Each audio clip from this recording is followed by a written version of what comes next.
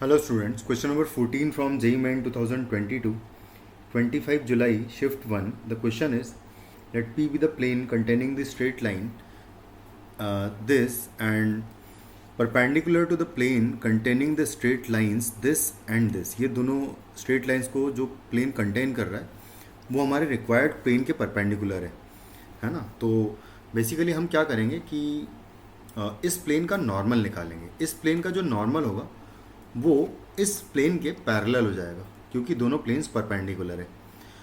तो पहले वाले प्लेन का नॉर्मल को मैं n2 वेक्टर बोल देता हूँ। तो n2 वेक्टर कैसे निकलेगा कि n2 वेक्टर आएगा क्योंकि ये दोनों लाइंस इस वाले प्लेन में है n2 जिसका नॉर्मल है। तो इन दोनों लाइंस के डायरेक्शन में जो वेक्टर्स हैं उनका क्रॉस प्रोडक्ट ले लेंगे तो हमें n2 वेक्टर मिल जाएगा, यानी कि i cap j cap k cap. जो पहली लाइन के डायरेक्शन में वेक्टर है डी आर्स उसके हैं 2, 3, 5 एंड जो सेकेंड लाइन है जो कि इसी प्लेन में है 3, 7, 8 उसके डी आर है।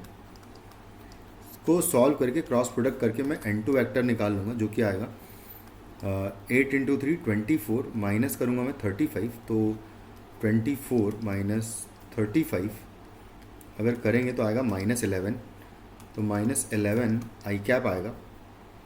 उसके बाद फिर जे में अगर देखें तो -j लिखूँगा एंड इनटू इसका कॉलम एंड रो को हटाएंगे अगर तो आएगा 16 माइनस 8 और सॉरी 15 कर दूँगा। 16 माइनस 15 आएगा तो 16 माइनस 15 1 हो जाएगा। तो बेसिकली बस जे ही बचेगा।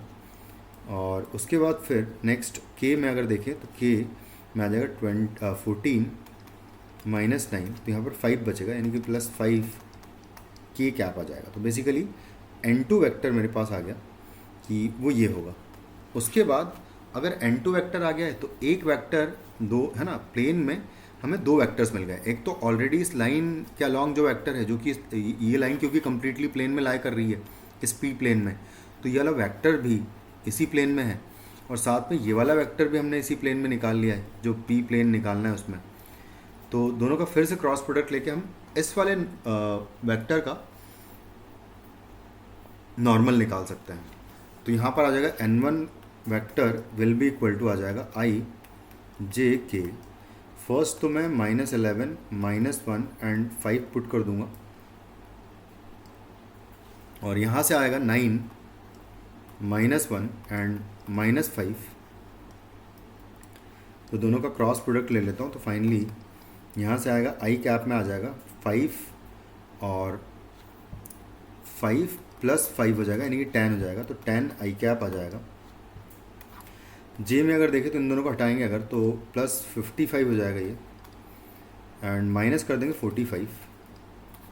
तो यहाँ से आपको मिलेगा 10 बट मैं -10 लिखूँगा क्योंकि जे कैप ही है। एंड के में नेक्स्ट आएगा 11 एंड +9 हो जाएगा यानी कि 20 हो जाएगा ये बेसिकली। तो प्लस आ जाएगा 20 के कैप। बट हमें नॉर्मल वेक्टर की सिर्फ डायरेक्शन से मतलब होता है। तो मैं अगर इसको 10 से डिवाइड कर दूं तो कुछ इस तरीके से वेक्टर आएगा। तो मैं ये वाला वेक्टर यूज़ कर लूँगा। तो जो फाइनली मैं इक्वेशन लिखूँगा क्योंकि मुझे इस लाइन पर एक पॉइंट पता है, तो यानी कि ये जो पॉइंट है वो उस प्लेन पर भी होगा, रिक्वायर्ड प्लेन पर।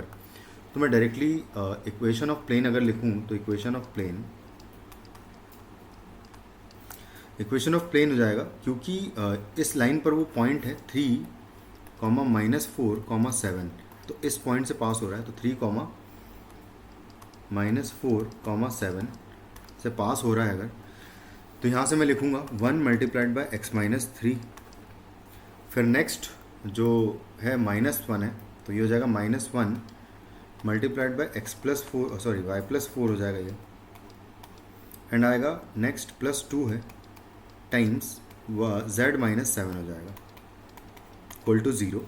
तो यहाँ से जो इक्वेशन मिलेगा x - y + 2z -3 -4 -7 हो जाएगा। -7 and -14 will be -21 equal to 0।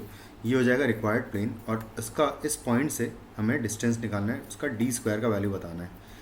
तो basically d is equal to आ जाएगा क्योंकि वो जो पॉइंट है 2, -5, 11 है, इस पॉइंट से मुझे डिस्टेंस निकालनी है।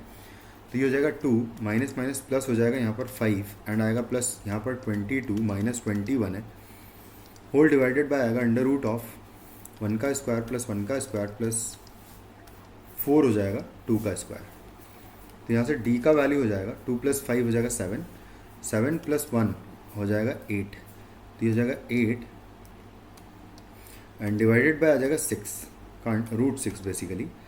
इसका स्क्वायर करूँगा क्योंकि डी स्क्वायर का वैल्यू चाहिए मुझे, तो यहाँ आ जाएगा 8 इंटू 8 डिवाइडेड बाय 6 आ जाएगा, तो 2 से कैंसिल आउट कर देंगे तो 4 एंड यहाँ 3 आ जाएगा, तो ये हो जाएगा 32 8 चौक 32 डिवाइडेड बाय 3 जो है वो आपका डी स्क्वायर का वैल्यू आ जाएगा। So which is in option C. Thank you.